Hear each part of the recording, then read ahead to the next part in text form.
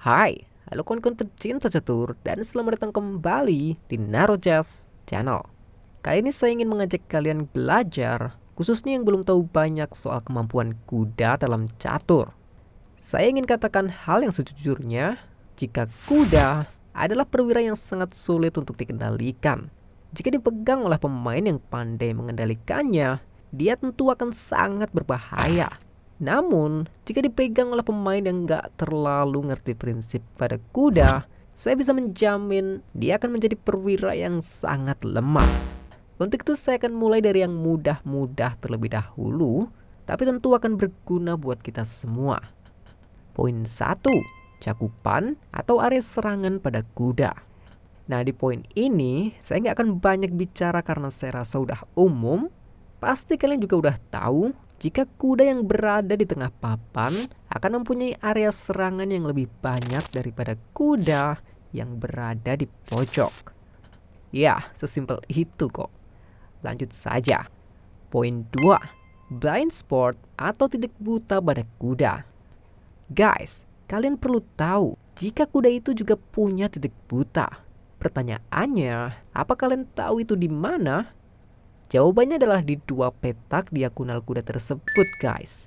Atau bisa saya katakan di B2, F2, B6, dan F6. Mengapa begitu? Apakah untungnya tahu titik buta ini? Oke, mari kita belajar bersama. Jika saya taruh raja di sini, kuda ini perlu minimal 3 gerakan untuk dapat mensekak raja. Lihatlah, 1, 2, dan 3. 1, 2, dan 3. Atau 1, 2, dan 3. Nah, tapi uniknya, jika raja saya jauhkan, itu malah akan ngebuat kuda bisa mencakupnya dengan 2 gerakan saja. Lihatlah, 1 dan 2. 1 dan 2. Terakhir juga sama 1 dan 2.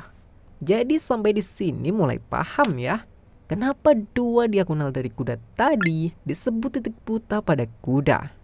Nah, dengan tahu dasar ini, harapan saya kalian juga tahu apa yang akan kalian mainkan ke depannya. Saya beri contoh gampang saja dulu, biar para pemain baru juga bisa lebih mudah menangkapnya. Oke, di posisi ini, kuda melakukan skak. Dan kalian jika sebagai putih akan melarikan raja kemana kawan-kawan? Ya, D6. Meskipun C6 juga bagus, tapi jika pengen aman, pergilah ke titik-titik buta kuda tersebut, guys. Karena jika sampai salah gerak tentu akan fatal ya. Nah, ketika kalian menguasai dasar ini, nantinya kalian bisa bermain di 1 diagonal dulu, baru ke titik buta kuda tersebut. Itu akan mengalir dengan sendirinya kok. Jadi tenang saja. Tapi ini contoh buat pemula ya. Jadi saya sengaja taruh raja memang di luar box. Semoga bisa bermanfaat kawan-kawan. Bang, tapi saya sering terkena garpuan pada kuda. Oke, kita ke prinsip selanjutnya. Poin 3, sinyal garpu pada kuda. Nah, ini agak penting juga karena masih banyak sekali kawan-kawan kita yang nggak tahu prinsip ini. Di sini hitam melakukan skak dengan kuda ke C4. Bam, menggarpu gajah. Raja ke C2, benteng ke F6 menyerang pion. Benteng ke C8 melindungi pion, namun kuda dikorbankan ke E3 skak benteng. Pion makan kuda dan tetap hitam dapat 1 benteng. Posisi yang tadinya draw menjadi menang hitam kawan-kawan. Jadi sangat terlihat pemain putih di sini nggak tahu prinsip sinyal garpuan pada kuda. Sekarang mari kita lihat alasan kenapa kamu bisa terkena garpuan kuda, guys. Bila saya gambarkan semua serangan kuda seperti ini, ada hal unik yang mungkin para pemain baru itu belum sadar kawan-kawan. Ya, itu tentang warna pada petaknya. Kita bisa lihat, kuda di petak hitam selalu menyerang petak yang berwarna putih. Ingat, itu kunci pertama.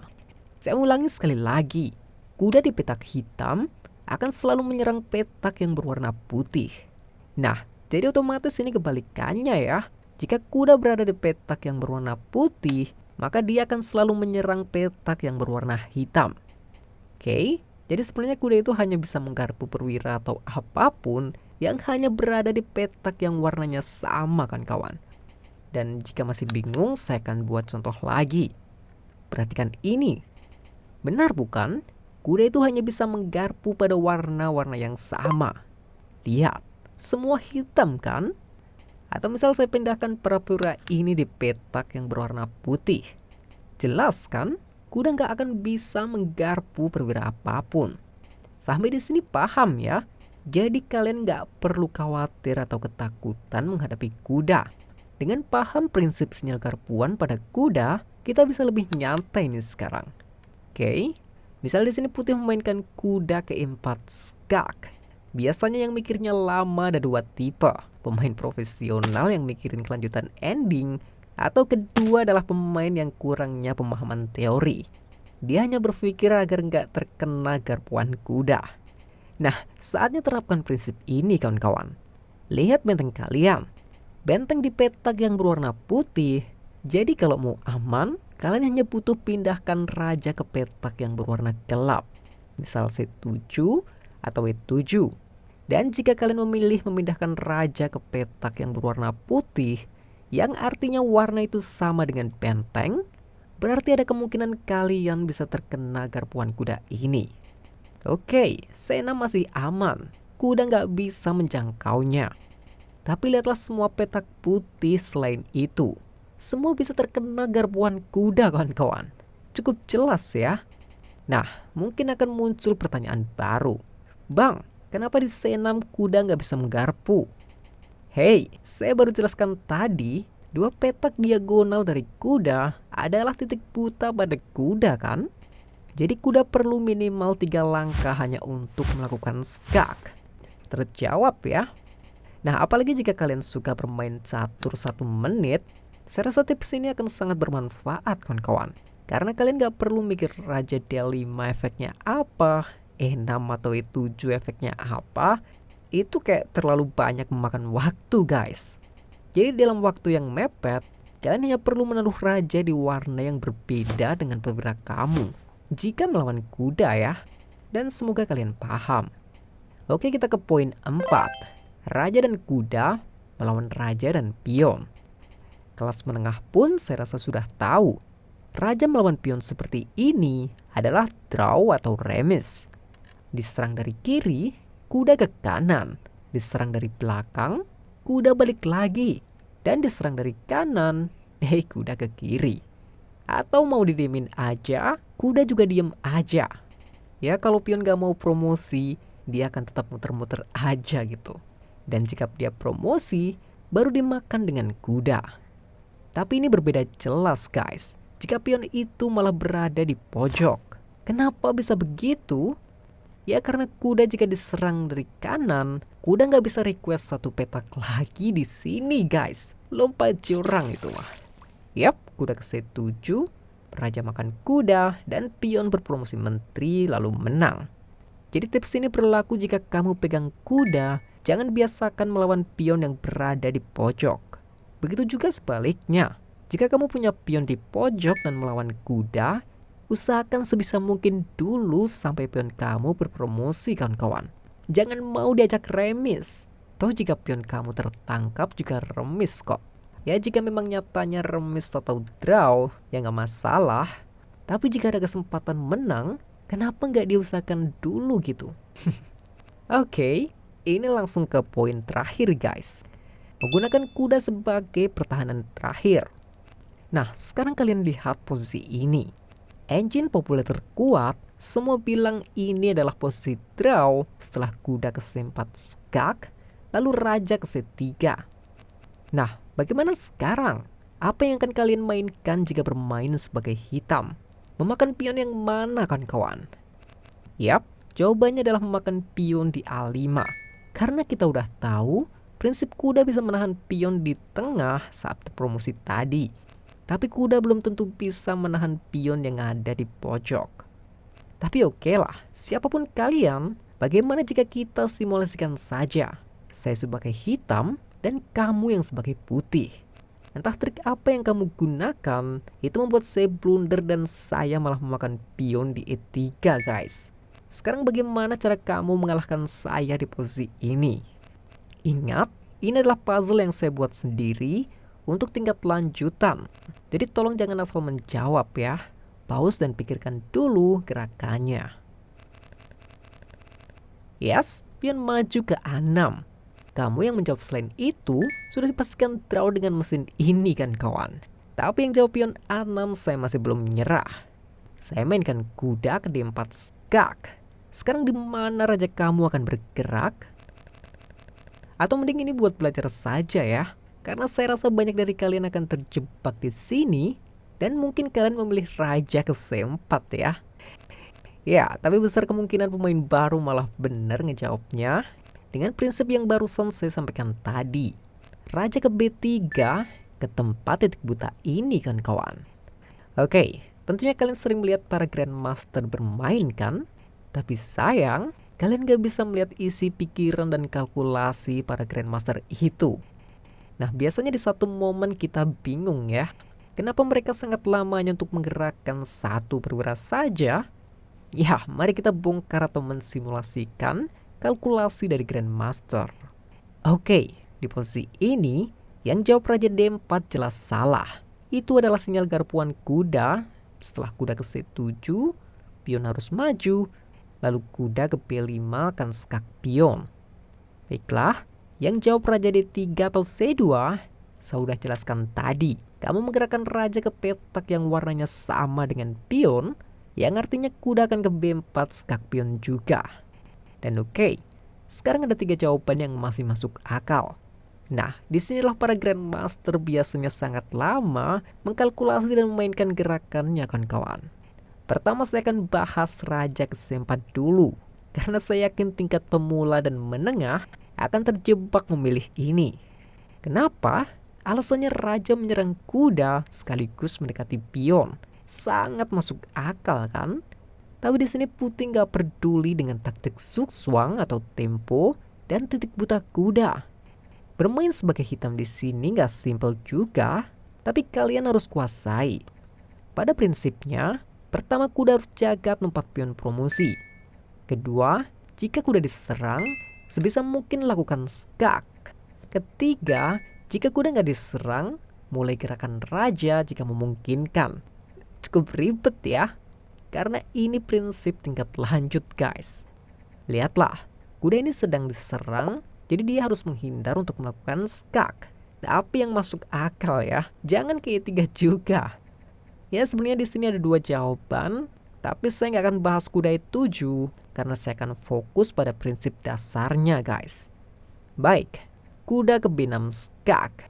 Kenapa? Karena kuda sekaligus melindungi tempat promosi pion. Misal kuda diserang lagi, saya akan mainkan kuda ke C8 untuk menjaga pion maju. Nah sekarang jika raja ke C6, kuda udah nggak diserang lagi kan? Jadi sekarang waktunya raja untuk bergerak. Tujuan raja ini sebisa mungkin untuk menjaga kuda. Tapi jika nggak memungkinkan, dekati pion yang akan berpromosi. Nah sekarang raja ke B7, kuda diusir dari penjagaannya pada pion kan?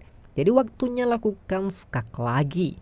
Ketika kuda masih diserang lagi, ya tinggal balikan kuda juga. Raja ke C7, kuda mencegah pion maju. Masih diserang lagi, mencegah pion maju. Gitu aja terus sampai berakhir draw kawan-kawan. Memang jika raja ke B6 terlihat putih akan menang, tapi sebenarnya kuda D6 gak masalah kawan-kawan. Karena jika pion berani maju, kuda C8 skak pion. Misal kuda udah gak diserang, maka baru mulai gerakan raja kembali. Raja balik lagi, akhirnya prinsip pertama tercapai. Raja bisa melindungi kuda. Nah, sampai di sini udah jelas draw ya. Karena raja nggak bisa memakan kuda dan kuda sudah menjaga pion untuk maju. Selalu ingat, raja nggak bisa ngedeketin raja kawan-kawan. Jadi saat pion maju ya tinggal makan. Saya tahu mungkin masih banyak yang nggak percaya dengan ini. Tapi tolong ya, kalau mau debat atau ngeyel di poin ini, minimal kalian lakukan analisis dulu lah. Ya karena ini prinsip rumusnya kawan-kawan. Tapi oke, kita kembali ke posisi tadi. Ya sekarang udah terjawab kenapa raja C4 menjadi draw atau remis. Karena sebenarnya dia melupakan taktik zugzwang atau tempo. Dan juga melupakan titik buta pada kuda. Nah, sekarang kita ke pilihan kedua yaitu raja ke B2. Ini dia tahu taktik Zugzwang, tapi masih belum sempurna. Karena raja malah menjauh dari pion kan kawan. Jadi kuda ke C7 juga nggak masalah. Karena setelah pion harus maju, raja bisa ke D2. Dan lihat saja, raja maju, atau 1-1, 2-2, 3-3, dan 4-4. Prinsip raja melindungi kuda seperti tadi sudah tercapai. Yang artinya ini draw kan kawan. Silahkan analisis lagi jika masih nggak percaya. Baiklah, kita langsung kembali lagi. Kenapa jika raja B3 malah bisa menang guys? Karena putih menggunakan prinsip tempo dengan titik buta pada kuda. Jadi tadi kita udah belajar jika titik buta seperti ini, kuda perlu minimal 3 langkah untuk dapat mensekak raja. Nah, terlihat sepele kan? Tapi ini adalah tempo yang sangat penting. Jika raja maju, otomatis pion juga maju. Ini sama aja kan kawan. Jika menggunakan cara tadi, kuda ke C7, pion juga tentu akan terus maju. Nah, ini bedanya sekarang, raja putih udah ke B3 terlebih dahulu. Jadi setelah raja ke D2, dia bisa simpel ke C4 atau ke B4 lah. Karena jika raja terus mengejar, tinggal blok saja dengan raja ke C5. Sekali lagi, ini terlihat sama, tapi beda satu tempo atau satu langkah guys. Misal kuda ke A8 yang jelas dipepet dengan raja ke C6, lalu ke B7. Jika kuda ke A6, ya dipepet dengan raja ke B6 lalu B7. Atau pilihan terakhir menggunakan prinsip raja yang mendekati pion, ya tetap dipepet dengan raja. Setelah kuda ke A8, ini baru seperti di awal tadi. Ya kuda minggat lagi, makan kuda terlebih dahulu, dan kemanapun raja gerak, pion tinggal promosi menteri. Lalu udah sangat jelas putih akan memenangkan permainan. Oke, mungkin itu dulu ya. Semua yang saya gerakan ini adalah gerakan terbaik buat kedua pemain. Jadi jika putih sedikit saja blunder, maka game akan menjadi draw. Begitu juga sebaliknya. Jika putih tahu prinsip dan cara menghadapi kuda, ya dia akan menang. Oke, semua puzzle dan ilmu yang saya jelaskan tadi adalah murni dari saya belajar kawan-kawan. Sebenarnya masih ada beberapa trik lagi seperti night tour, kombinasi skakmat kuda, penempatan kuda, dan lain-lain. Tapi saya rasa videonya ini udah kepanjangan guys. Dan gak bagus juga jika semua langsung saya sampaikan. Nanti malah bikin pusing ya. Mungkin jika videonya ini ramai, saya akan lanjutkan. Dan jika mendapat respon kurang bagus, ya saya akan bahas partai catur lagi saja. Oke, bagaimana kawan? Semoga dengan video ini bisa menambah teori kalian dalam bermain catur selanjutnya. Tapi saya tetap berharap jika video ini bisa berguna dan bermanfaat ya. Jika ada kesalahan, saya mohon koreksinya di kolom komentar. Dan ya, ada yang salah kata, saya mohon maaf. Salam just lovers, terima kasih.